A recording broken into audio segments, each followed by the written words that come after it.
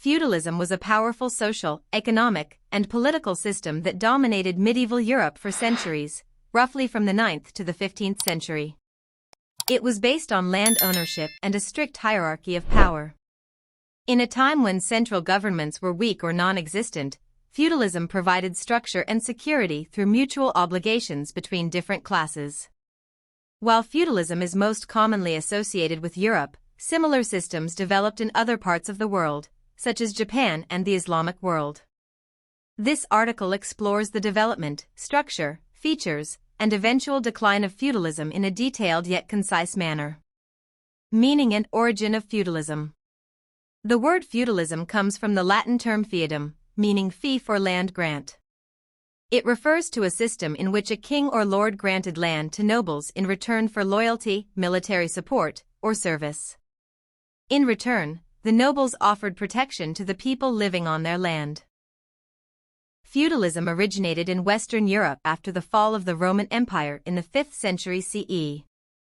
As the centralized power of Rome collapsed, Europe became fragmented and unstable. Local lords filled the power vacuum by taking control of land and offering protection to those willing to serve them. Over time, these informal relationships developed into a formal system, feudalism. Historical background. After Rome's fall, Europe faced invasions by various tribes such as the Vikings, Magyars, and Saracens, which led to fear and insecurity. Cities declined, trade collapsed, and a money economy almost vanished. In this atmosphere of chaos, feudalism arose as a solution for protection, economic survival, and political order.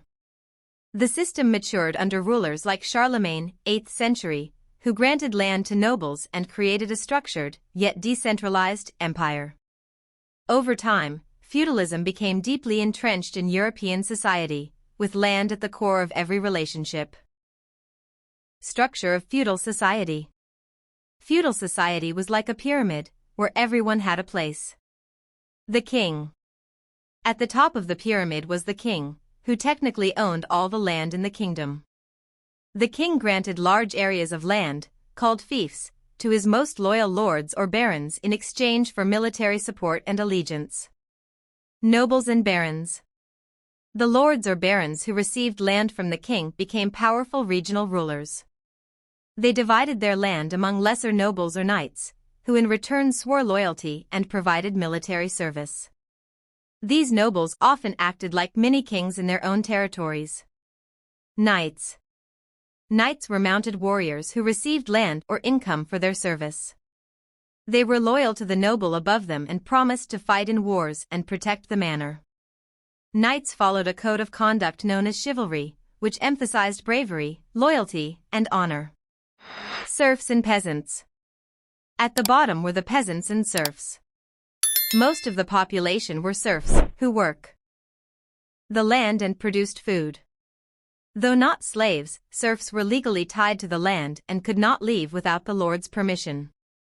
In return for their labor, they received protection and a small portion of land to farm for their own needs. The feudal contract. Feudalism was based on a system of mutual obligations. The lord provided land, a fief, protection, and justice. The vassal, noble, knight, or peasant provided loyalty, military service, and taxes. These obligations were formalized through ceremonies called homage and investiture, where a vassal knelt before his lord and pledged loyalty. The manorial system. The manor was the basic economic unit of feudal society.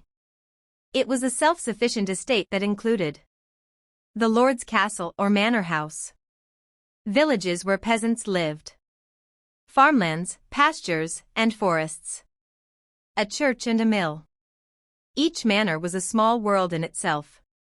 Everything needed for daily life, food, clothing, tools, was produced on the manor. Trade was minimal, and people rarely traveled beyond their local area. Role of the Church in feudalism. The Catholic Church played a central role in feudal Europe. It was the largest landowner and also a political power. Church officials, such as bishops and abbots, often acted as feudal lords.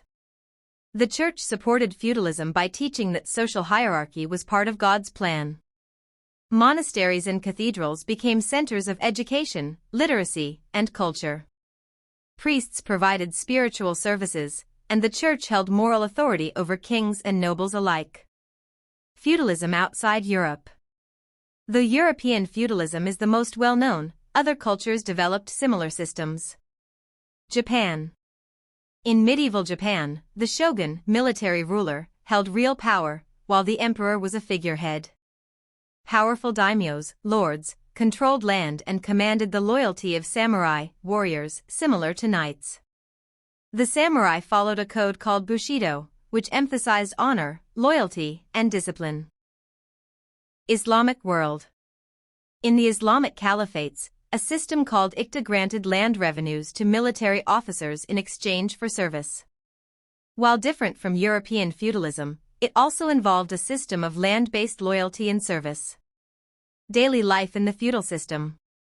Life in feudal society depended on one's class. Kings and nobles lived in castles, enjoyed luxury, and held political power. Knights trained for battle, managed lands, and followed the code of chivalry. Peasants and serfs worked from dawn to dusk. Their lives were harsh, with poor living conditions, heavy taxes, and limited rights. Despite the challenges, villages were tight-knit communities. Religious festivals, fairs, and the church brought some joy to their difficult lives.